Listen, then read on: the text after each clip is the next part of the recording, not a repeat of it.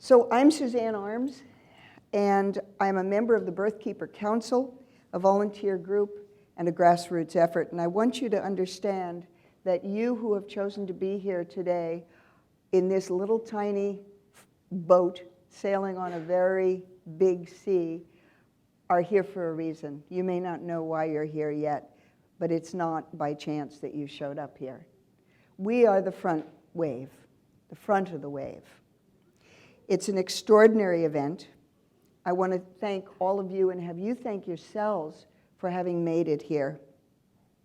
It's 9 months in the making. This is our second Birthkeeper Summit, and it's certainly had its challenges. And they continue right up till today. And we are, of course, starting late, which is what happens in feminine time.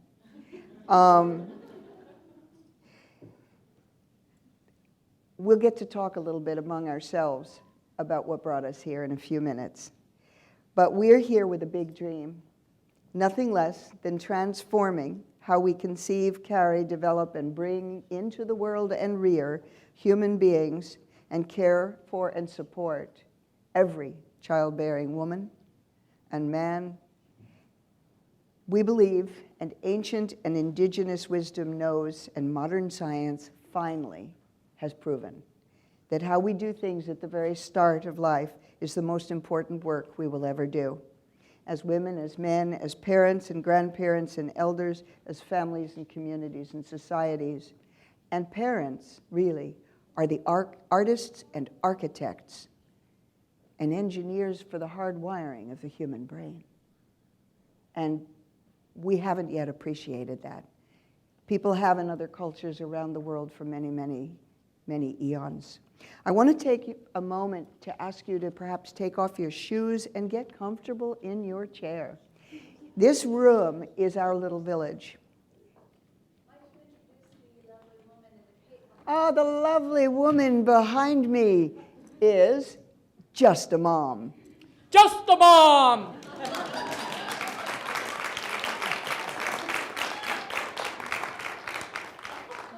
She's my protector in the way that men, warriors, used to ring the village, women, when they were meeting in circle, often in many tribes with their back to the women to give them the privacy they needed, and turned out to face the outer world to make sure that no lion and nobody from another tribe disturbed them.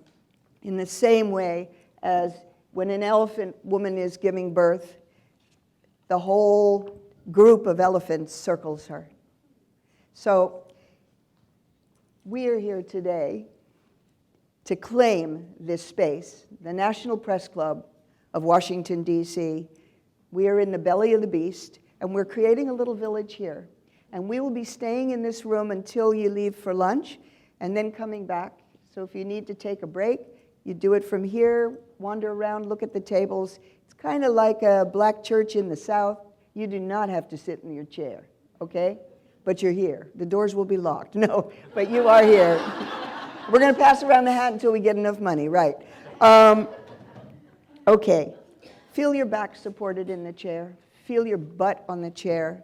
And be here present in your body. And I say that very specifically because everything related to the primal continuum can stir up stuff in people.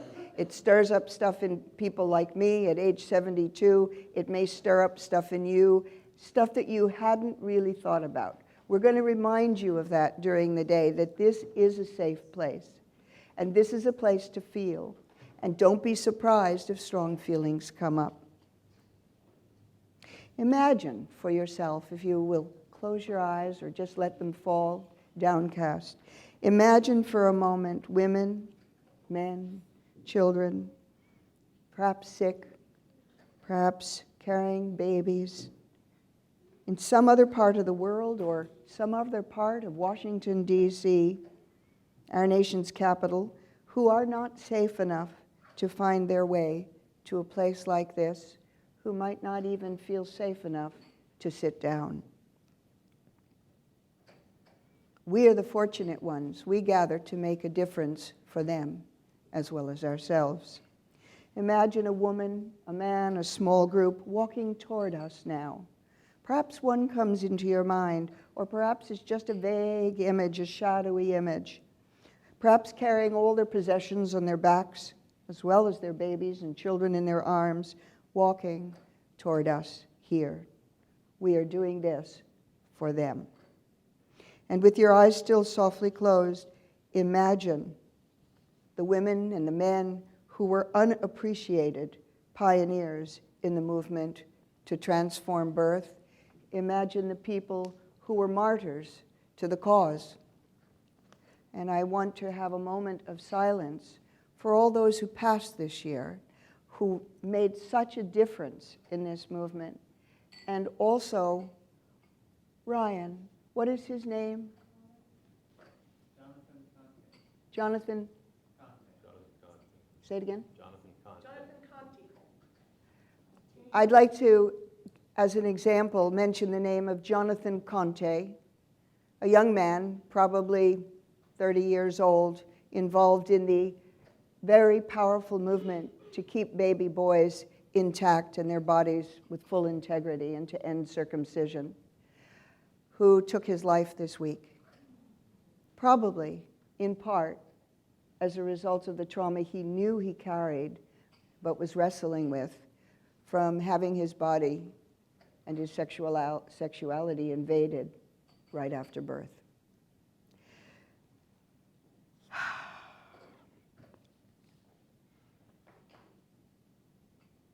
Before you open your eyes, I'd like you to turn your attention inward even more deeply to your own sweet, tender, perhaps anxious, perhaps just weary or excited body, to feel your feet again as they rest on the floor, on the moist, cool earth 13 floors down. And let the next 3 breaths be deep and slow, and on each exhale, release a big vocal ah as a sigh, which is something we often do with women in labor when they're holding tension. Breathe in and out, ah, again. Ah, and once more. Ah. And now shake your body. Just shake in the chair. Release the tension if there is any. Look around. Notice where we are in the belly of the beast. I'd like to find out who's here right now in this small boat sailing on a vast sea, a very turbulent sea. Are you wondering what's going to happen in this world, in this country, in the next years, months? What's in store for us, even today? How many of you traveled more than 500 miles to get here? Raise your hands. Oh my God. Look around. That is 3/4 of the room. Thank you. Woo! Did anybody come from outside the United States? Shout it out. Canada, Germany. Anybody born in another country or whose parents were born in another country? Shout it out. Huh? England. Slovakia. Where? Germany. Huh? Okay. Italy. Palestine. Lebanon? Just Palestine? Okay.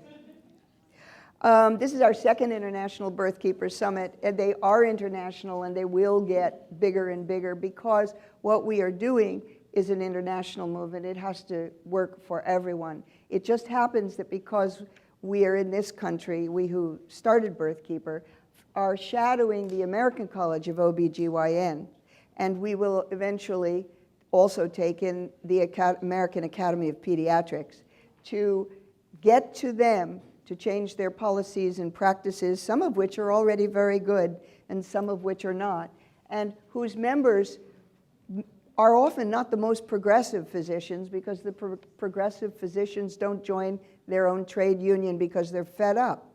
So we're going to try and get these organizations in line with biology and the needs of mothers and babies and fathers and families. But some of what they're doing is already really good, and I want you to understand that in terms of ACOG. They may do a really poor job at births, But they do a great job in trying to get care, prenatal care, to all women. And they really are trying to end racial disparities. And they really are in support of family planning and sex education and keeping Planned Parenthood open and abortion available. And of course, I say this today as one state in the United States has now passed a bill to eliminate all abortion by criminalizing every provider who does one. Okay. How many of you have relatives within the last 2 generations who came to the United States as immigrants? Raise your hand. Okay. All right, fair number of you. From Russia, from Ireland, from Italy, from Africa. How many of you work in the field of maternal child health? Raise your hand. Wow, most of the room. Keep your hands up if it has to do with family planning, sex education, contraceptive services. Okay, hands down. How many of you are birth educators? Look around. Whoa. How many of you consider yourself teachers or educators, whether or not that's your formal profession? Thank you. I'm so glad you get it. How many of you are midwives? Raise your hand. Thank you. Many other midwives. We've got numbers of midwives here, but many others are home caring for mothers in labor, or they would be here. We're waiting on them. How many of you work with children? Teaching, caring for them, child care, breastfeeding. How many of you are involved in breastfeeding? Thank you. When we get to the point that breastfeeding is no longer a lifestyle choice, but is actually seen as a part of birth, an intrinsic need of every mother and baby for their lifelong health, we'll have done something.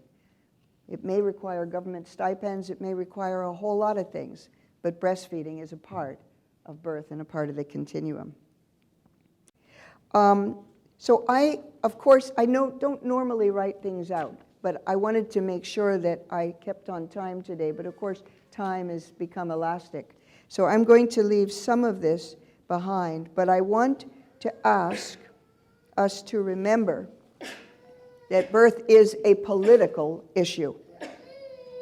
It is at core political because it has to do with power. It has to do with economics. It has to do with social and public health. Anything that affects a large number of people is going to be political. So next time you hear someone say that they're not a political person and they're involved in any aspect of the primal continuum, just catch them up short. Actually, you really are political.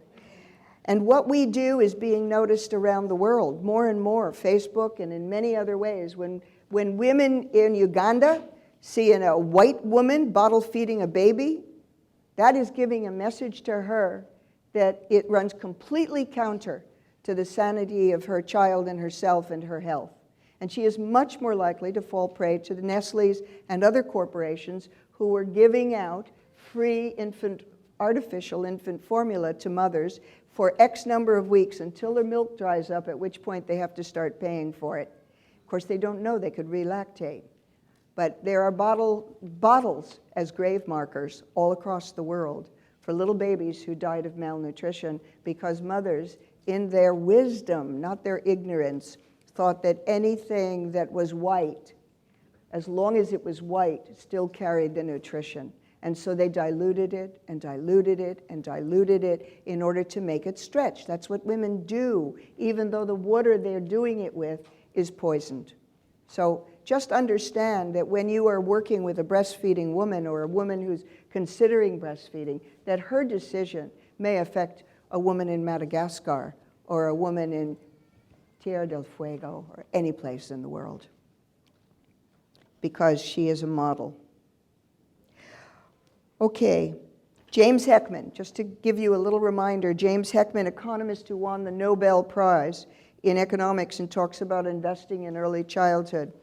For every dollar we invest at the start of life, of a child's life, we as a nation save $7 to $14. So it is cost effective, but it's really quite wonderful that everything we stand for is ecologically sound, is physiologically normal, is sustainable, saves money.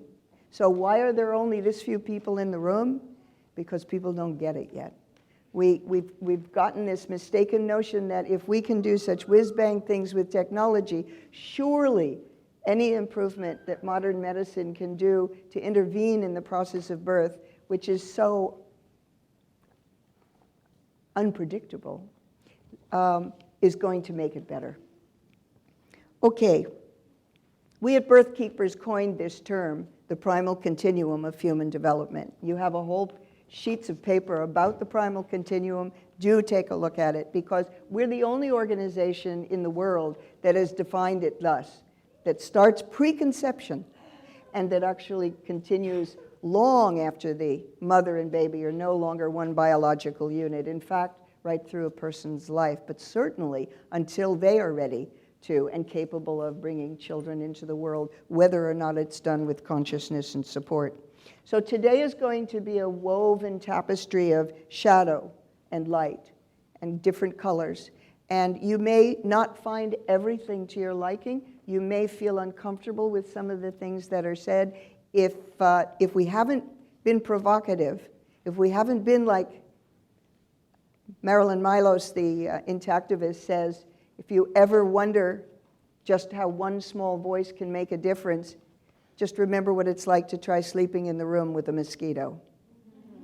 So our job is to provoke. We're provoking people, and we hope that we'll provoke you as well. If you find yourself reactivated, please squeeze your toes really tight. You might try it now. Squeeze your toes, squeeze your toes, squeeze your toes, and let go.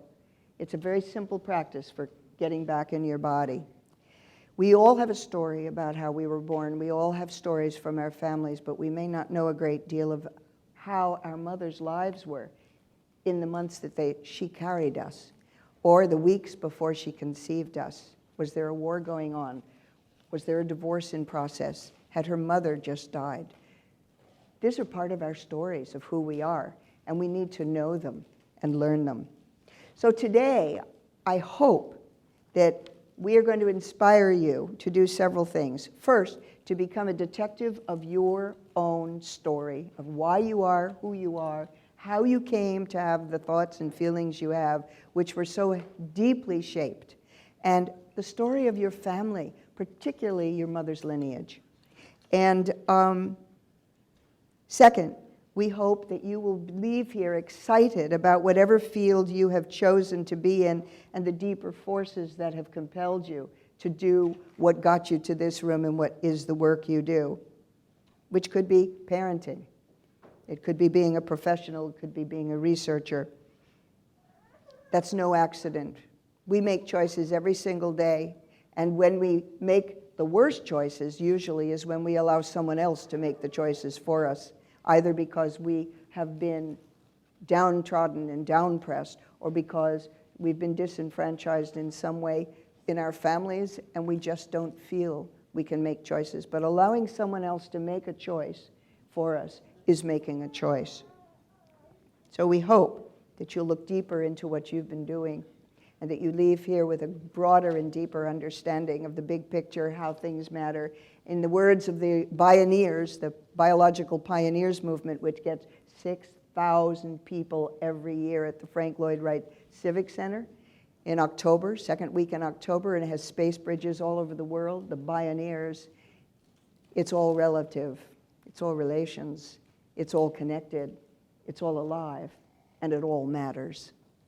So we are biological pioneers, and we are birth keepers.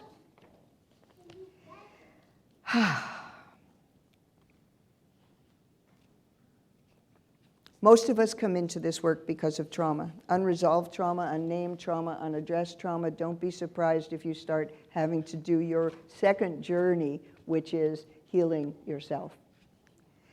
I know birth is deeply personal and political and intergenerational and economic. It's a social issue. It is an ecological issue, an environmental issue. Women's wombs are toxic.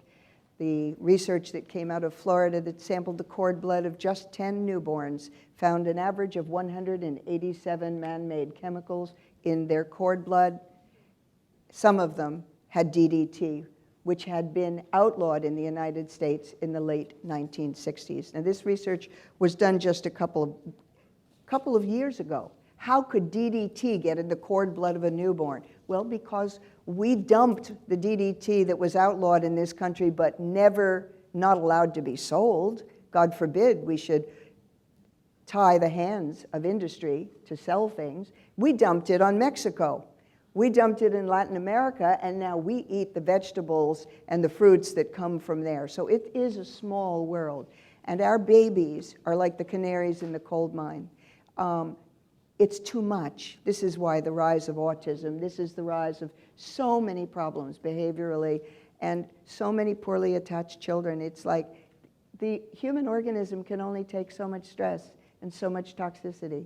And I want us to understand that what we're dealing with is an ecological and environmental issue as well, okay? So we have a new title for you that goes with your name and whatever degrees you have, and it is Birthkeeper. And I'd like to say that there are people around the world watching us. Carla Machado, a visionary and activist from Brazil, just wrote me 2 days ago saying, "Love and warm greetings from Brazil. Unfortunately for me, it's too far to be physically present. I will be there with my heart. Congratulations for your work and the whole team." From California, a midwife who should retire, some would say, because she's of the age to retire. She's in her 70s, but she is a birth educator and for underserved populations, especially teens, writes, "I'm unable to attend. I thought I was going to, but finances and sudden family obligations and my husband's health got in the way. So I send blessings to you from me as you gather. May what you are doing this weekend resound throughout the land and beyond." So let's have a round of cheering and applause for each of us who made it here today. Yay! Woo, woo, woo, woo! Okay. I want to remind you this is not one day, but a weekend. It started yesterday, as many of us prepared to come. And with the Women of Color gathering tonight, it will be continued. If you don't know about that, Rashonda, would you stand up? See Rashonda today. It's still open. It's an intimate gathering. It is just for women of color. And it is part of this summit. And we will continue on through Monday morning as 5 men and women that we've selected will meet with the leadership of ACOG for the second year in a row, and this time get meetings that will occur far more regularly. But they're interested. They know they need us, particularly the more progressive ones at the higher up. And now the question is, how can they get their members and the members, the obstetricians around the world, to really listen to the research, the evidence, and listen to women. And tomorrow there will be Family Rising demonstration, rally, and march. And Ilka will get to talk to you about that.